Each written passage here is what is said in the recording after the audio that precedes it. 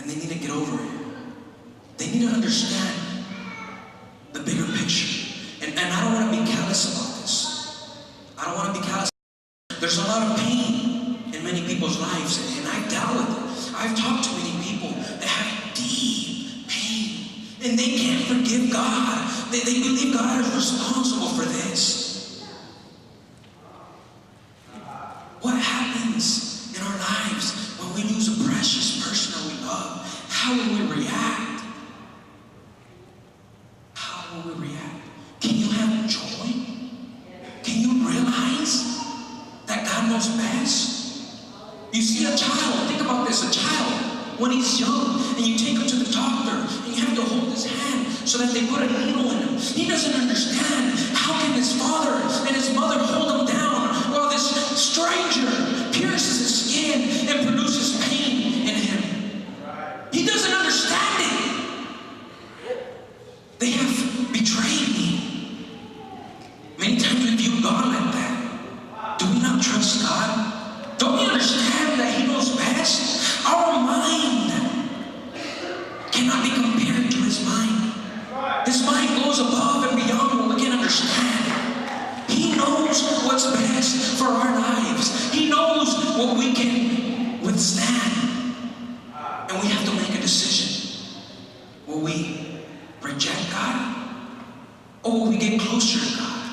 Will we be like King David and have an eternal perspective and learn to have joy? Learn to have joy even through trials and tribulation. Living with an eternal perspective means that you will cast aside all that's insignificant. Many of you guys know who this is, right? Kobe Bryant.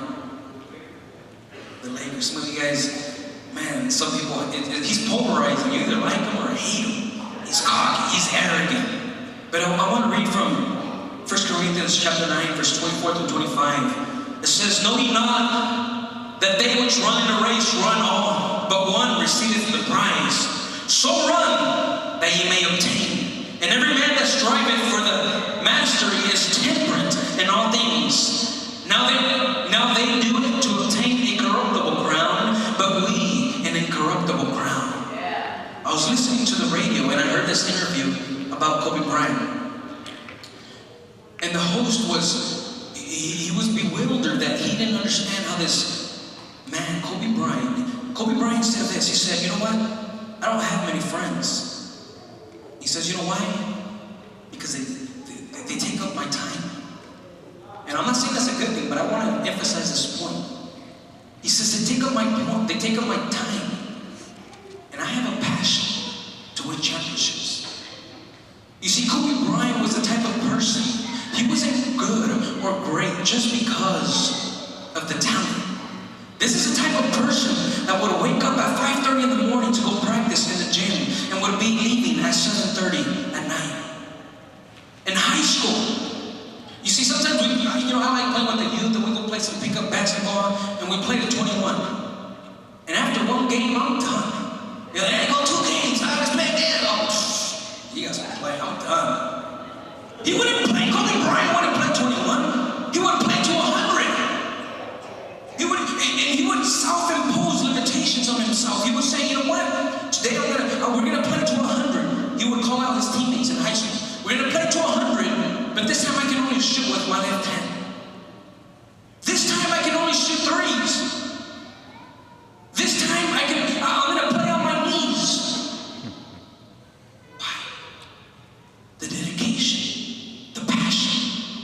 And then they continually go on and they say that one of his teammates, I forget his name, one of his teammates said this, that Kobe Bryant broke his shooting wrist. The hand that he shoots with, his wrist, he broke it on a game against the Washington Wizards. And he said that, yeah, he felt bad for Kobe, but that there was something inside of him that felt good. He said, "You know what?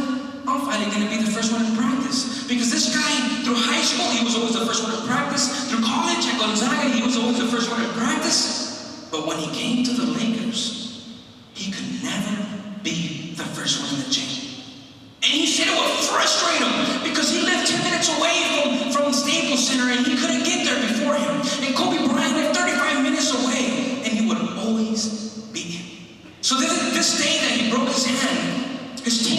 to himself, I know he's not going to be there. There's no way he can be there. There's no way. And as he's walking down the hallway, he hears the thump, thump, thump. And he says, fear came upon me as I walked the corner, and I noticed that Kobe Bryant was drenched in sweat, shooting with his left hand. All this for a corruptible crown. We can win an incorruptible crown. We work for the eternal, and we're not willing to wake up and pray. We're not willing to give of our talents and treasures. But this athlete can give all of himself. He can deny himself of friends because it will take his time. He denies himself of the pleasures of this world for an incorruptible championship. Just to be known as the greatest. My God, the church needs to rise up and understand the power that we have been given. Understand that the work that we do is not for this world. It's not for the here and now. The work that we do is for eternity. I don't care if I ever become rich.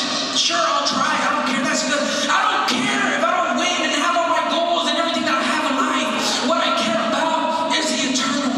What I care about is taking my family with me and taking someone else with me.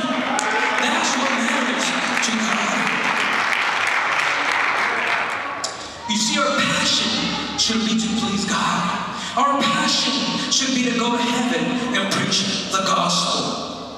I remember when we were courting, my wife and I were courting, and I remember I was working from 7 to 5, and I had meetings, I had group, I had prayer, and we were busy.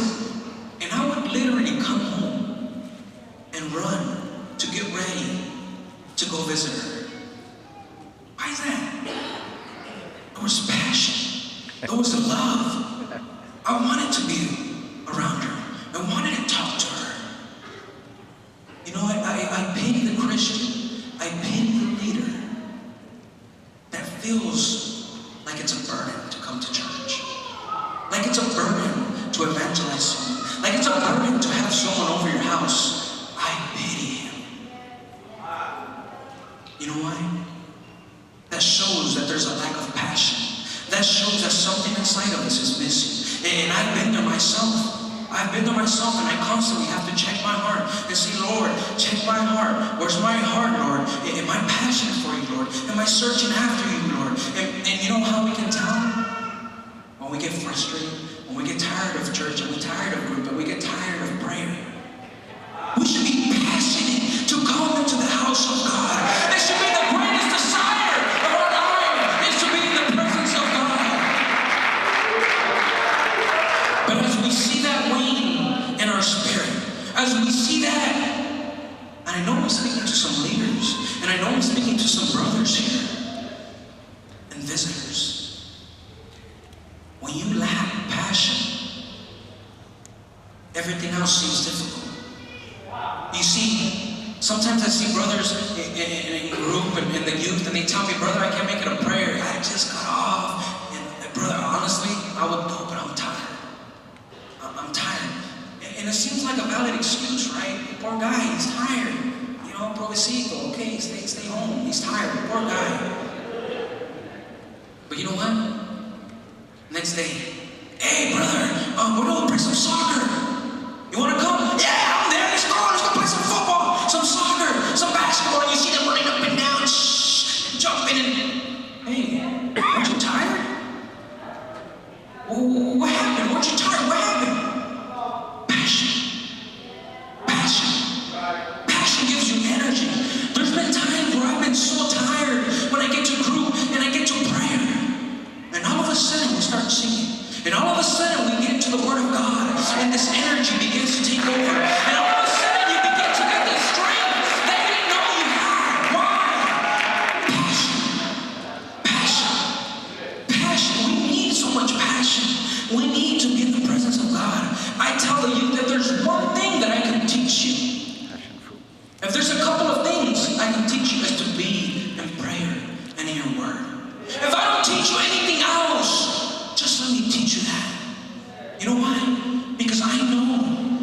you're spiritually healthy, everything else takes care of itself.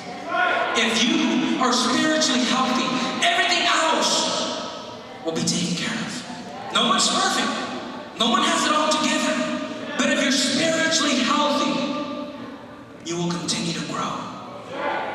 And we have to learn and be willing to leave everything aside that we need to leave. Because we have an eternal perspective. It changes our evangelism. Evangelism with an eternal perspective.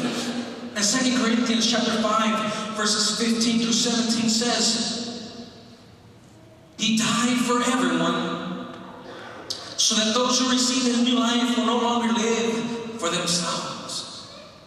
We will no longer live for ourselves. Instead, they will live for Christ, who died and was raised for them. So we have stopped evaluating others from a human point of view. At one time we thought of Christ merely from a human point of view. How differently we know Him now. This means that anyone who belongs to Christ has become a new person. The old life is gone, a new life has begun. We don't evaluate people the same way we used to. We don't evaluate people with a human point of view. We understand that they're spiritual beings. We understand that they need God. I remember one of our small group lessons that says, one of the questions said, when you go into a shopping center, what do you see? Do you see people shopping around? Or do you see sheep? Do you see someone that needs God? What do you see? Because Jesus would see sheep without a shepherd, and He would have compassion on them. I don't know about you, but many times in my life, I haven't had the right perspective. I have gone away from someone in need, and I haven't spoken to them when I know I should have. But you know what? The closer I get to God, when my life is close to God, I can't hold it in.